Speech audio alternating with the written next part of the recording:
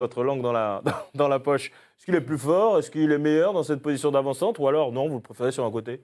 Il est plus décisif, il a un registre différent. Il a joué 10 fois à ce poste-là, donc c'est 9 buts. Donc il est très efficace, prolifique, il est juste. On voit aussi que sa relation avec Salah aussi, donc elle est intéressante. Il y a une vraie connexion donc là aussi avec les deux joueurs. Après, non, ça valide surtout que c'est un attaquant complet.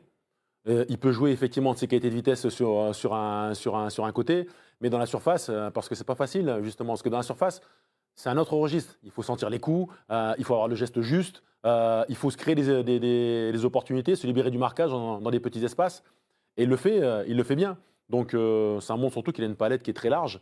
Après, ça va dépendre effectivement de l'adversaire, de comment Klopp veut l'utiliser ou pas. Mais c'est un joueur qui peut jouer partout sur fond d'attaque et qui fait des différences. Qu'il soit sur un côté ou dans l'axe, c'est un joueur qui va vous provoquer des équilibres. Et ça, c'est intéressant. Et par sa variété, notamment dans l'axe, ce n'est pas un point d'ancrage, ce n'est pas un point fixe. Ce n'est pas l'attaquant qui reste là et qui sert justement à ce que le bloc remonte et qui fait. Non, lui aussi, il va aller dans les espaces. Et avec les trois de devant, ces trois joueurs très rapides, il y a une forme d'alchimie entre les trois et ça fonctionne très bien parce que malgré tout, il a cette volonté actuellement de se recentrer dans l'axe et il est obnubilé par le but. Donc il a connu un début d'année civil florissant avec la CAN, et là il est sur une continuité. Et c'est vrai que devant le but, il est très réaliste, très efficace. Et là, depuis quelques semaines, il marche sur l'eau.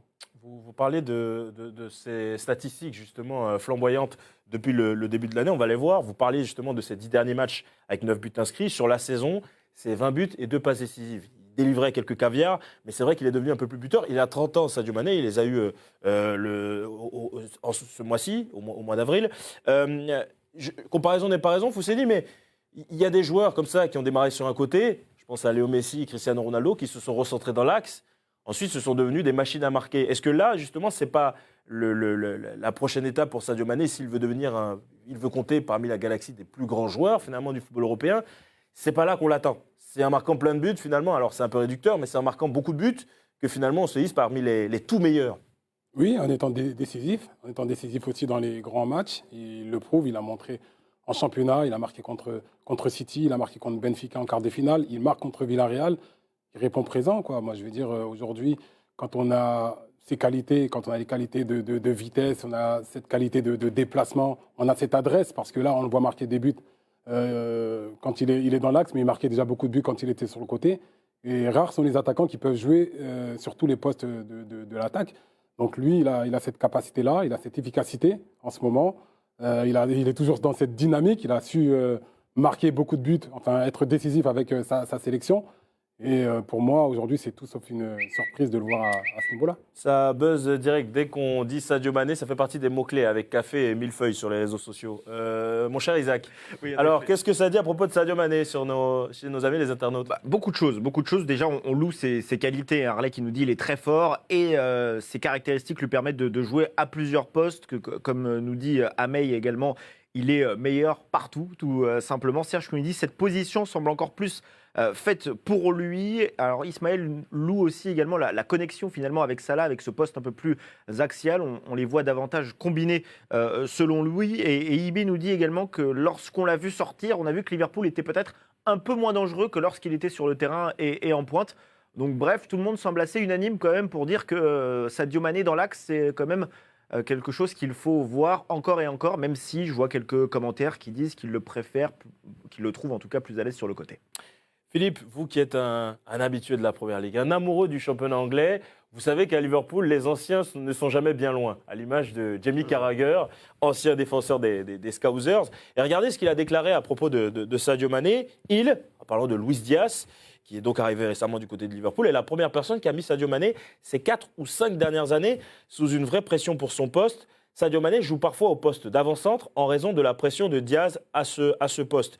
Et ça me fait penser que sur les derniers matchs, le premier finalement qu'on fait sortir du terrain à chaque fois qu'on procède à un changement, que Jürgen Klopp procède à un changement, c'est Sadio Mané.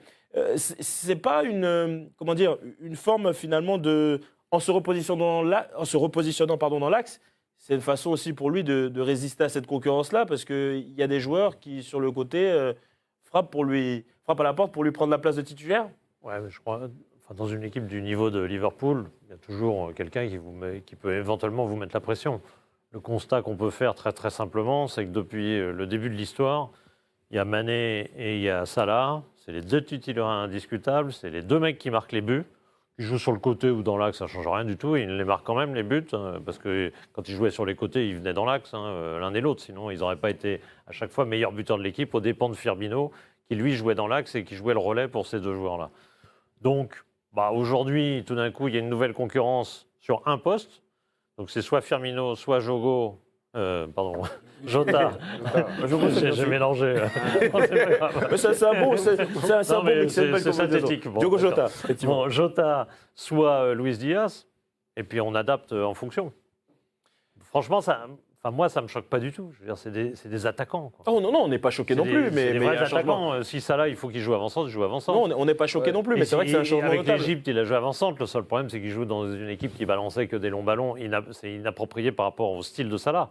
Mais évidemment qu'il peut jouer avant-centre, Salah. C'est la moindre des bases. Évidemment. Il peut jouer avant-centre. Mbappé aussi peut jouer avant-centre. Pour tout à fait. Tous ceux qui prétendent qu'il peut jouer, il peut pas jouer attaquant. Mais la question est ce soir de savoir s'il est meilleur ou non dans cette position. La vraie question, c'est ça. Et donc, messieurs, est-ce que vous êtes d'avis que, du coup, comme il passe en position d'avant-centre, il est plus proche de Mo Salah, est-ce que leur association évolue et est meilleure? Ce qui est intéressant par rapport à la question, c'est que, sans y répondre directement, mais au moins, à ce poste-là, il n'est pas handicapé. Je veux dire, il n'est pas handicapé. Le fait de démarrer effectivement une rencontre au poste à l'avant-centre, ça ne l'handicape pas. Parce qu'effectivement, c'est une zone dans laquelle il est plus dans la zone de vérité, dans la zone décisive, il est plus régulièrement.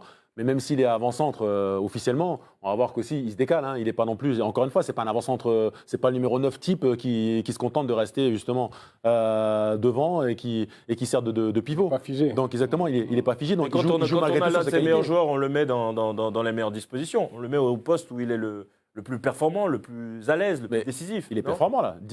En 10 matchs, 9 buts, je pense que c'est. Donc c'est ça. Donc il est meilleur en position de numéro 9. Mais peut-être qu'à ce moment de l'année, c'est pas plus mal, parce qu'il a fourni beaucoup d'efforts, je pense, avec la CAN, avec la répétition des matchs. Et là, il a moins d'efforts défensifs à faire. Quand il est dans un couloir, on le voit beaucoup défendre avec les latéraux. Surtout qu'il a Robertson souvent ou Alexander qui monte beaucoup. Et il fait des énormes courses à haute intensité. Et là, on a vu, comme à l'image du but qu'il marque hier, c'est un appel, une seule touche pour marquer. Ou parfois, c'est 2 touches. On l'a vu contre City, où il va faire un pressing sur le gardien. Donc, c'est des efforts différents. Et par rapport à la charge de travail, enfin, la charge, on va dire... Donc, c'est pour le reposer un petit peu, parce qu'il fait pas mal d'efforts défensifs quand même dans les matchs. C'est un joueur qui n'est pas avare d'efforts. Mais Jürgen Klopp, je pense, tient compte aussi de tout ce qui s'est passé dans la saison pour tirer le maximum de ses qualités. Et aujourd'hui, on voit que ça fonctionne, puisque dans l'axe, il a moins d'efforts à faire et il arrive à finaliser. Avec la sélection, il a souvent joué dans l'axe, Mané. On l'a vu jouer avant-centre, on l'a vu jouer derrière l'attaquant, on l'a vu jouer plein de fois dans l'axe aussi. Non, mais après, en plus, franchement, il n'a aucune gêne. Aux attaquants qui actuellement du côté de Liverpool, c'est aussi sur la forme du moment. Donc ça là, effectivement, on ne le sort jamais. Mais vous avez Firmino qui est moins bien, Jota aussi qui est un peu moins bien. Et effectivement, Diaz qui monte en puissance. Donc, le meilleur assemblage, c'est celui-là. Mais dans 3 semaines ou dans 15 jours, parce que 3 semaines, c'est quasiment fini, peut-être que ça va changer. mais voilà, quoi. Mais ce que je veux dire, c'est surtout sur la forme du moment, par rapport aux 5, c'est la forme du moment qui dicte que. Guy, quand on joue avec des stars, il faut savoir les choyer, les bichonner. Vous en avez joué avec beaucoup de stars, avec des attaquants qui ont marqué plein de buts, Ruud van Nistelrooy, Didier Drogba en sélection, bref, pas mal d'individualités qui savaient faire la décision dans les matchs. Et puis avec Sadio Mané, on ne sait pas pourquoi à chaque fois, en tout cas je pense que quand on est sénégalais, on doit être un petit peu